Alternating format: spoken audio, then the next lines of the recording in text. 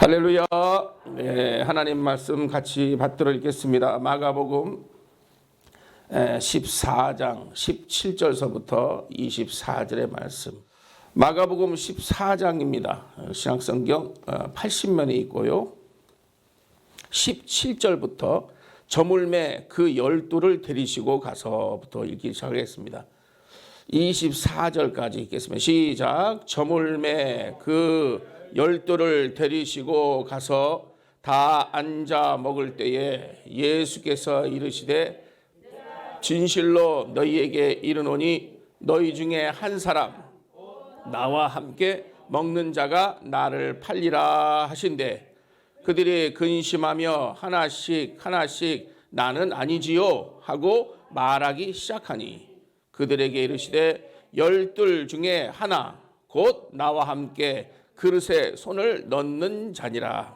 인자는 자기에 대하여 기록된 대로 가거니와 인자를 파는 그 사람에게는 화가 있으리로다. 그 사람은 차라리 나지 아니하였더라면 자기에게 좋을 뻔하였느니라 하시니라.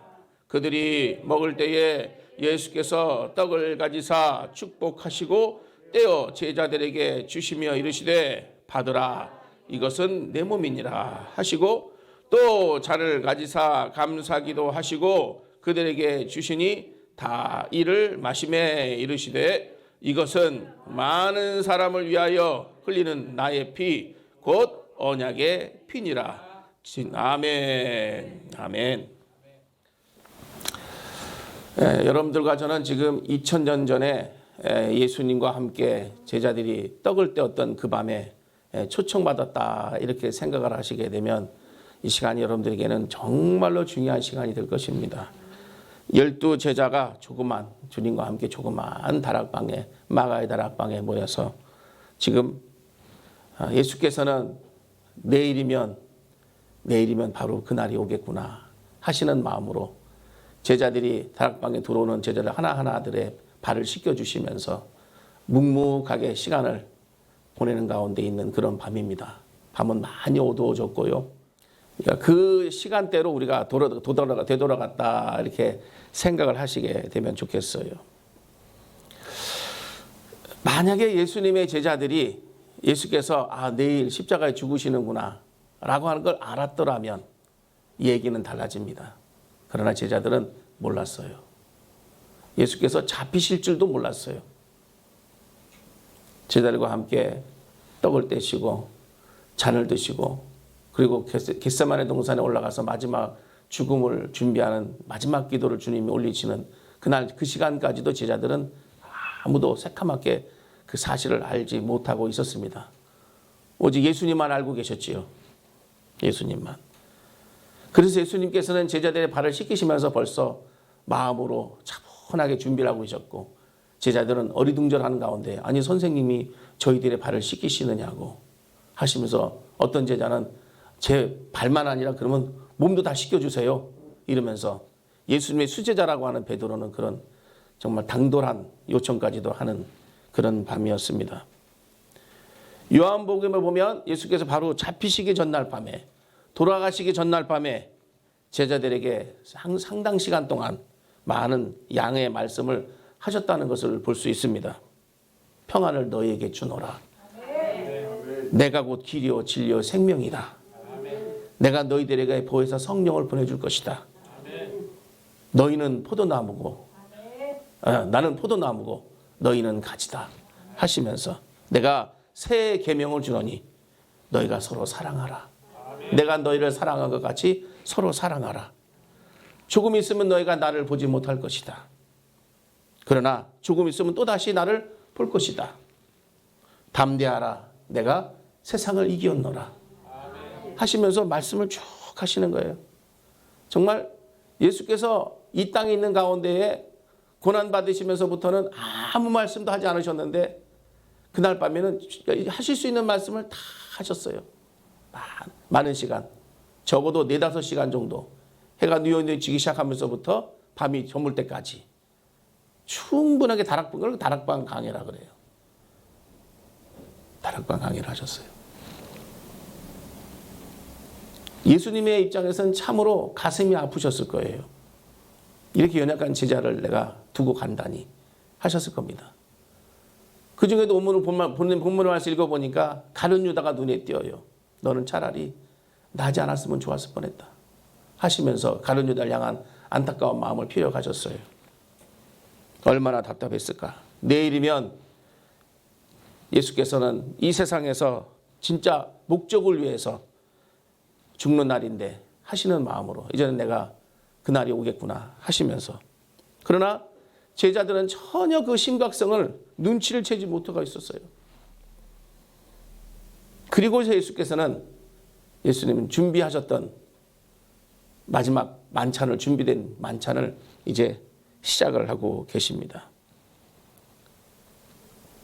떡과, 우리식으로 떡이라고 표현되지 빵입니다. 사실은 구운 빵, 무교병, 그걸 제자들에게 뜯어서 나눠주시면서 그 떡을 가리켜서는 이것은 너희를 위해 찢긴 내 몸이니 이 떡을 먹을 때마다 나를 기념하라 하고 말씀해 주셨어요. 예수님 2000년 전에 드신 그런 떡은 아닙니다만은 상징적인 것이고요. 사실은 상징적이라고 했지만 초대 그리스도 교회, 초대 교회에서는 다들 예수님의 몸이다 하고 떡을 뗐기 때문에 믿지 않는 사람들은 말하기를 저들은 식인종이다 그랬어요. 그래서 떡을 상징하는 이런 얼투로 바뀌게 됐습니다. 천주교회는 지금도 화채설을 주장합니다. 신부가 기도하면 떡이 살로 변한다고, 포도주가 피로 변한다고 화채설을 믿어요. 지금도. 초창기엔 그랬다는 거죠. 실제로 떡이 살로 변하는 줄 알았고 그렇게 믿었어요. 그만큼 그 떡을 대할 때 조심스러웠던 거예요. 지금도 천주교에서는 천주교 신도들이 떡을 직접 손으로 대지 않습니다. 신부가 일일이 이렇게 적셔서, 포도주를 적셔서 입에다 넣어주죠. 손을 못 대게 합니다. 예수님의 거룩한 살이고 피기 때문에 굉장히 소중하게. 그래서 천주교에서 미사라 그러면은 성만찬이 꼭 있어야 미사가 돼요. 미사가 돼요. 우리 기독교에서는 그게 상징적인 것이라고 해서 우리가 그렇게 그걸 신성화하지 않아서 그렇지 사실은 의미는 엄청난 의미가 들어있는 거죠. 그러다 보니까 우리는 조심스러워하지를 않아요. 여러분들이 그냥 덜컥덜컥 집으시면서 말로는 예수님 몸입니다. 그래서 무슨 몸이야 이러시지만 우리의 믿음은 그런 거예요. 믿음은. 예수께서 그 떡을 떼어주실 때의 그 심정으로는 우리는 되돌아가야 합니다. 예수께서 떡을 떼어주시면서 얼마나 간절하셨겠어요. 이것을 행할 때마다 나를 기념하라. 나를 기념하라. 그리고 말씀하시고 포도주를 가져다가 가리키면서 기도해 주시고 이것은 내가 너희를 위하여 흘리는 피니 이 잔을 마실 때마다 나를 기념하라. 이 포도주를 마셨어요. 우리 기독교에서도 초창기에는 다 포도주로 대신했습니다. 지금도 포도주를 담궈서 성만찬을 하는 교회들이 많아요. 대부분 교회 그렇습니다. 근데 저희 교회는 포도주를 담아서 성만찬을 하지 않습니다. 초창기엔 좀 그렇게 해봤어요. 그랬더니 그거 드시고 취하는 분이 계시더라고. 저 같은 경우는 포도주 요거만 먹어도 좀 취해요. 하긴 저는 콜라 마시고도 취하니까. 그래서 포도주보다는 포도즙이 낫겠다. 그래서 포도즙으로 바꿨어요. 사실은 그때 2000년 전에 예수님 드셨던 포도주는 지금 우리가 마시는 포도주보다 훨씬 더 이 알코올 도수가 높아요. 열대 지방에 더운 지방에 만들어진 포도주라서 발효가 너무 많이 돼서 시기도 하고요. 술을 먹는 게 아니라 음료로 어쩔 수 없이 잔치에는 빠질 수가 없는 것이라서 음료로 빠지면 안 되니까 더운 날에 음료가 부족하니까 포도주로 음료를 대신하는 때이기 때문에 어찌 보면 우리 입장에서 보면 음료수를 좋은 물을 가져다가 오히려 예수님의 피다 하고 하는 것이 오히려 맞기도 합니다. 그러나 포도주로 하셨기 때문에 그래도 포도는 그 냄새는 좀 나야 되고 하니까 포도즙으로 이렇게 포도즙으로 대신합니다.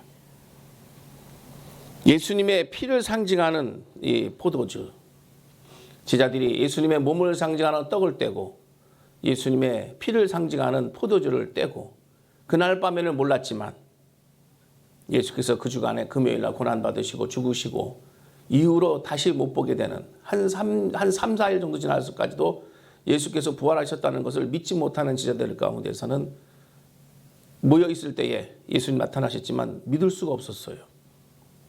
그리고 제정하여 주셨던 대로 제자들이 예수 부활하신 것을 믿고 사람들에게 각각 다니면서 증거하기 시작했던 예수님의 몸과 예수님의 피, 상징하는 떡과 잔을 대할 때마다 그들은 예수님을 기억하기 시작합니다. 바로 제대로 된 거죠. 제대로 된 겁니다.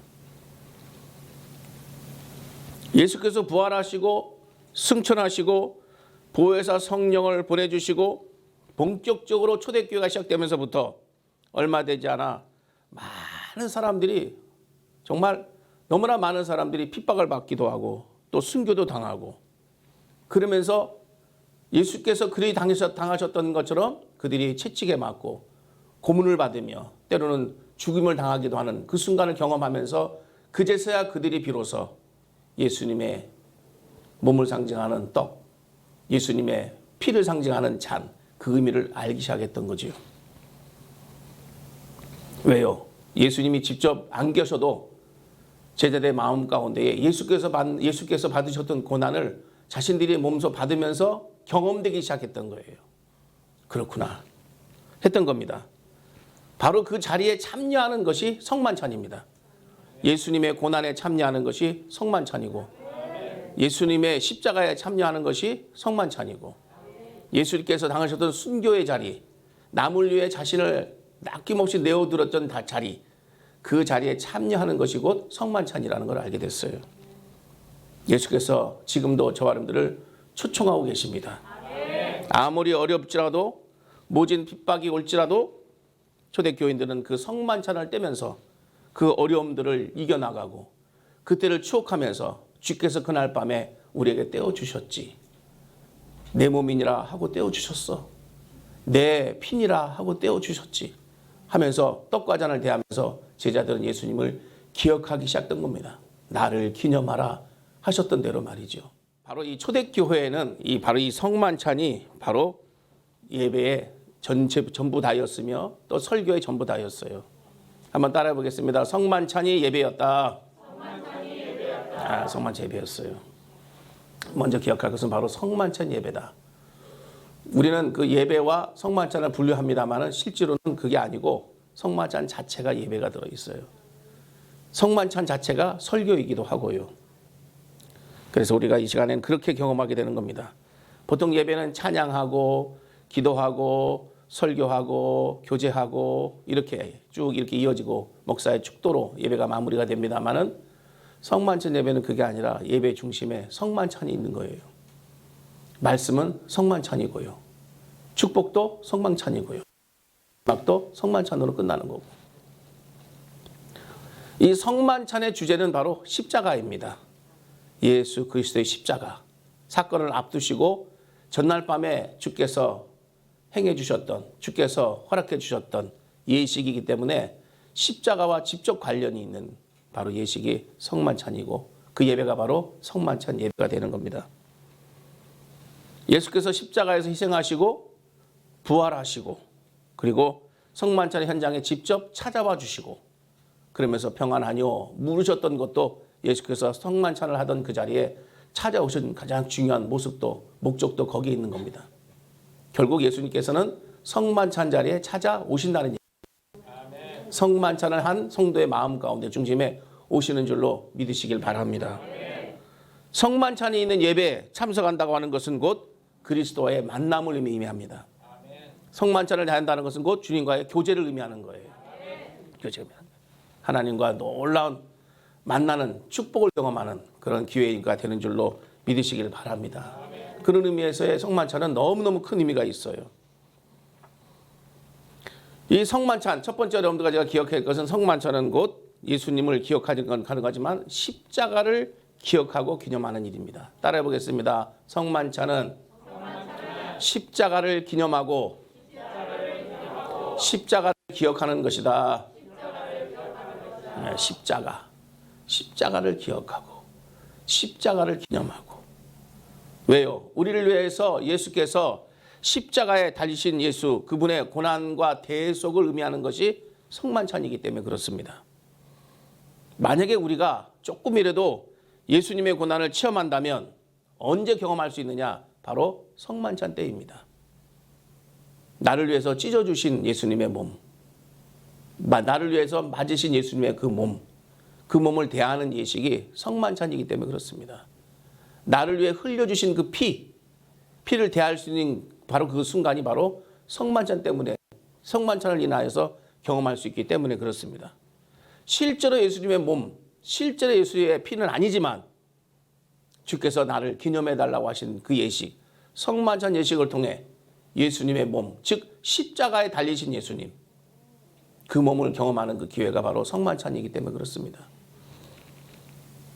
우리는 예수님의 십자가의 고난을 기억하면서 성만찬에 임해야만 올바른 성만찬에 임하는 자세가 됩니다. 성만찬을 하기 전에 먼저 자신을 살펴야 합니다. 내가 주님을 위해서 어떻게 살았는가? 나는 주를 위해서 무엇을 했는가? 주님은 나를 위해서 몸을 찢어주셨는데, 몸을 나눠주셨는데 나는 주를 위해서 무엇을 했는가?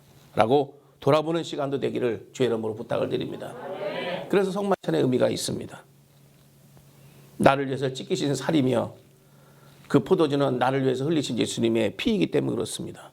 먹고 마시게 되는 순간에 우리는 예수님과 동고동락하는 놀라운 경험을 하게 되는 것이지요.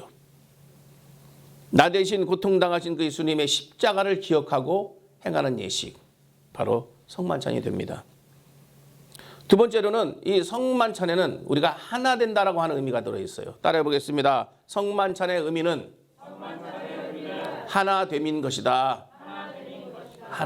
하나됨이다. 하나됨. 하나라는 거 하나. 주님의 몸 그리고 주님의 피를 우리가 한 테이블에서 같이 먹고 마시는 것이기 때문에 그렇습니다. 같은 식구가 된다는 얘기지요. 한 식구가 돼요. 주님을 주인으로 모시고 함께 더불어 사는 한 식구들이 되는 겁니다. 공동체가 되는 거지요. 하나가 되는 것입니다. 주님과 연합하고 또 모든 형제 자매들이 함께 한 자리에 모여서 예배하고 함께 떡과 잔을 마시며 우리 주님을 기억하고 십자가의 주님을 다시 한번 기억해내는 그 시간, 바로 그 시간이야말로 우리가 주님 안에서 서로 하나가 되는 시간이다. 그런 의미가 성만찬의 의미 가운데 깊게 들어있는 겁니다. 성만찬은 이것은 두 가지 큰 의미가 있다고 말씀드렸어요. 바로 십자가를 기억하는 시간, 그리고 우리가 하나 되는 시간, 그 시간이 성만찬입니다. 고린도 교회에는 여러 가지 다양한 성도들이 모여 있었습니다. 성만찬은 고린도 교회에서 활발하게 이루어졌기 때문에 고린도 지역은 이방 지역이었고요. 그 속에서 함께 공동체를 형성한 많은 유대인들과 또 이방인들이 함께 모여서 다양한 계층의 사람들이 모여서 함께 예배하고 하나님 섬기는 집단으로 공동체로 형성이 됐습니다. 그 속에서 이방인으로서 믿음을 갖게 된 많은 사람들이 있었고요. 또 유대인으로서 그리스도교로 기독교로 개종한 사람들도 많이 있었고요. 그 속에서는 노예도 있었고 지도층도 있었고 하위 계층도 있었고 여러 다양한 계층의 사람들이 함께 모여 있었습니다. 고린도전서 1장 26절에 보면 형제들아 너희를 부르심을 보라. 육체를 따라 지혜로운 자가 많지 아니하며 능한 자가 많지 아니하니 문벌 좋은 자가 많지 아니하도다 하고 말하고 있어요. 어렵고 힘든 사람들이 고린도 지역에 많이 살고 있었는데 그 지역 사람들이 함께 모여 있다 보니 지도층보다는 다 어려운 사람들이 모여 있더라 이거죠. 우리도 마찬가지입니다. 어떤 환경과 여건이 다르기 때문에 친한 분도 있지만 그러지 못하는 분들도 있을 수 있어요. 저희 교회는 지역이 여러 지역에서 오시는 분들이 많습니다. 다방면에서 와요. 우리 교회는 전국구에 전국구.